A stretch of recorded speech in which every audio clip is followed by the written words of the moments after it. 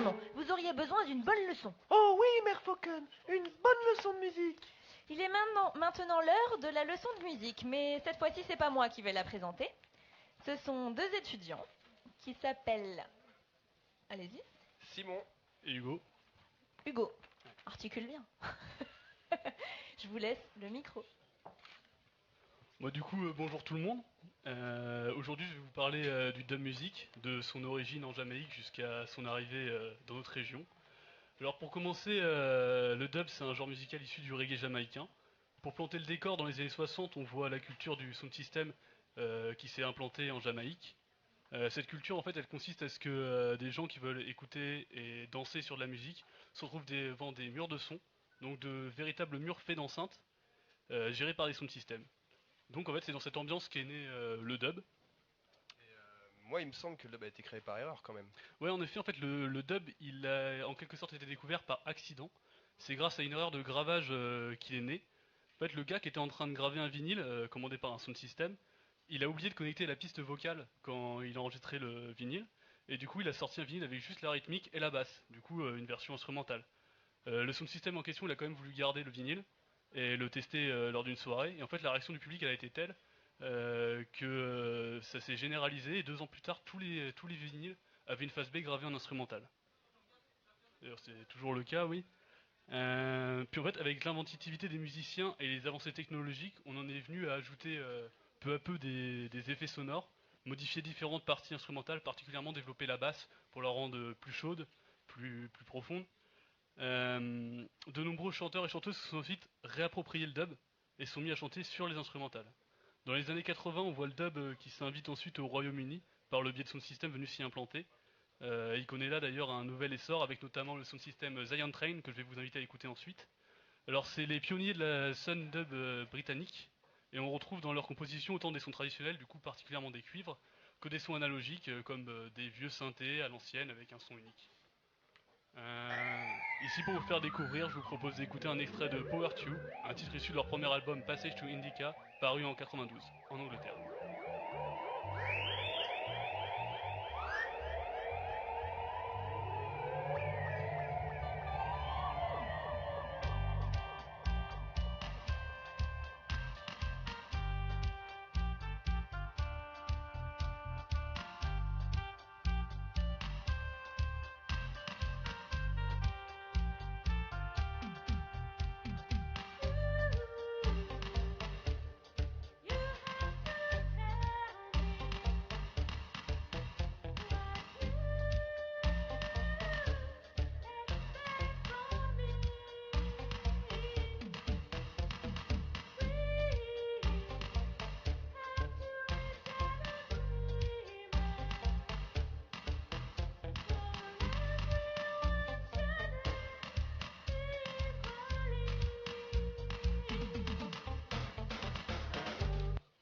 C'était Zion Train avec le titre Power 2 de l'album Passage to Indica. Alors la culture dub en France, c'est d'abord des artistes qui jouent live avec des instruments, guitare, basse, batterie. Dans les années 90, on voit apparaître des groupes comme Hightone ou Kali Live Dub qui mélangent l'énergie de l'instrument avec un travail sur les effets, les samples et tout ce que peut produire une machine. On peut dire que ce sont des références aujourd'hui dans la dub instrumentale, mais ça reste plutôt du domaine grand public. Il est assez rare d'entendre leur production dans des soirées dub. La scène dub française a vraiment connu une impulsion début des années 2000, avec notamment la création du Télérama Dub Festival à Paris en 2002, et a vu le nombre de sound systems et de soirées se multiplier à une vitesse incroyable. La France est d'ailleurs considérée aujourd'hui comme une capitale du mouvement, du fait de ses nombreux acteurs. Mais si on vous parle de la dub ce soir, c'est surtout pour mettre en valeur la scène locale, la scène nantaise, nos copains, les gens qu'on connaît et les environs. Et les pionniers dans le coin, ce sont les membres du sound system Zion Gate Hi-Fi qui ont lancé leur projet en 1996. Sous l'impulsion de Ras Aboubakar, acteur du mouvement reconnu de tous, pour ceux qui connaissent, et créateur du magasin de vinyle Oneness Records à Nantes, que je conseille d'ailleurs à tous ceux qui aiment passer quelques heures à découvrir de nouveaux artistes en compagnie d'un vrai connaisseur et amoureux de la musique. Zion Gate fonctionne à la manière traditionnelle anglaise. Simplement une platine vinyle, un préampli, une sirène, le tout branché sur leur sono artisanal d'une qualité sans pareille. Voici un extrait d'une de leurs productions, Hercules, en collaboration avec Prince Jamo, pressé sur leur label en 2014. Appréciez.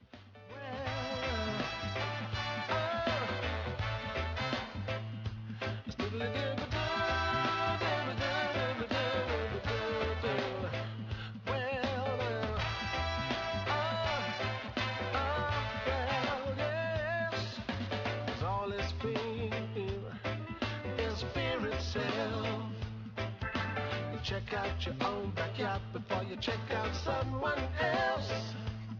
I said railroad track in my neighborhood. Ain't no trains around this park, just ain't no good. I wanna know what's going down. When the pimp on the corner looks like the sharpest cat in town. Jungle road, I can't be no fool. Might get caught hooked. Alors c'était Hercules en collaboration avec Prince Jamo, pressé sur le label Zion Gate. Toujours par chez nous, je vais vous parler moi de Apustepa, un producteur touaréen que j'ai rencontré déjà plusieurs fois. En collaborant avec différents producteurs, autant au niveau régional qu'international, il nous fait découvrir depuis maintenant bientôt 2 ans régulièrement des nouvelles compositions dub. Du coup avec des influences comme les classiques King Alpha, Jaraga, Black Redemption, mais aussi des producteurs moins connus comme Prianam ou encore Stepper Rider. Apustepa s'est créé une entité musicale vraiment intéressante à explorer, je trouve. Il m'a d'ailleurs parlé lors de notre dernière rencontre d'une collaboration en cours avec les Allemands du Blackwood Sound System, que je vous invite à l'écouter sur leur site officiel.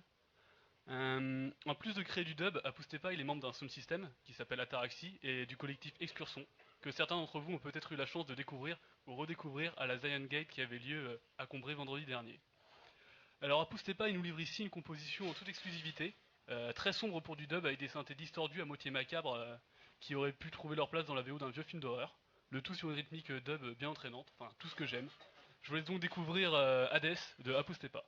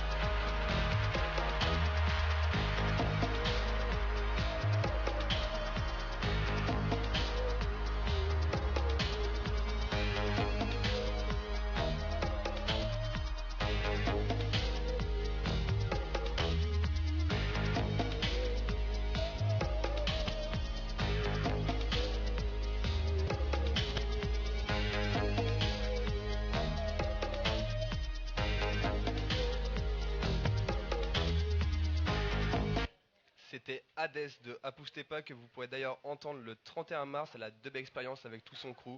La Dub Experience au Ripaillon, au niveau de Pierre Mille pour ceux qui connaissent. Alors l'univers du dub ne cesse d'attirer les foules et on voit apparaître des artistes de plus en plus jeunes et doués sur la scène française.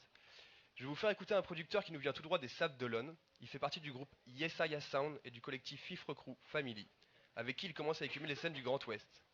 À tout juste 21 ans, OBA nous livre un dub avec des basses puissantes et des samples enivrants, particulièrement inspirés par la culture indienne. Son premier EP, Pranyauti, est sorti l'an dernier, et l'extrait se nomme Misty Mountain, et il est en exclusivité pour vous.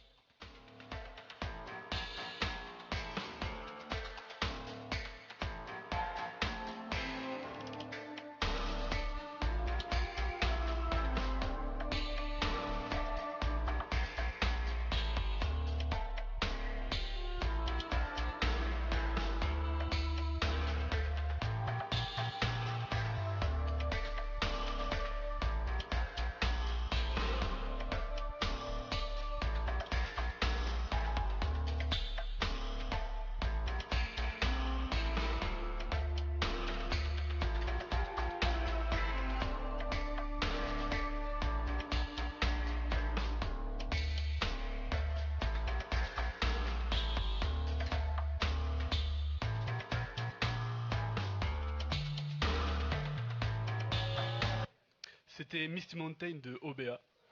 Donc voilà en bref ce qu'est la dub music. Souvent une sono maison bien réglée, une platine vinyle, quelques machines, une basse bien ronde et puissante qui vous transporte et vous fait danser toute la nuit. Et si vous êtes de la région et que vous êtes curieux de découvrir une vraie soirée dub, retenez l'association Get Up qui organise régulièrement les Nantes Dub Club depuis pas mal d'années et qui depuis maintenant 4 ans a créé le Dub Camp Festival. Alors le Dub Camp Festival c'est un des plus gros festivals de dub d'Europe, c'est 4 jours et c'est les plus grands noms du mouvement qui défilent. Cette année, ça se déroule du 13 au 16 juillet à Jouer-sur-Erdre et ça promet d'être encore un moment inoubliable. On vous remercie de nous avoir écoutés et on espère que vous avez apprécié cette chronique. En tout cas, c'était un plaisir pour nous et on vous souhaite une bonne soirée musicale. Merci beaucoup messieurs, félicitations, on peut les applaudir. Merci beaucoup. On va pas Merci se à vous. mentir, on ne connaissait absolument rien au dub, aux oreilles d'âne. Enfin Elisa, toi je sais pas.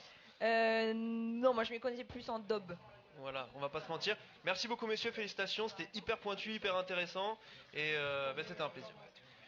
C'est le moment maintenant de l'interview Vacher Confiote.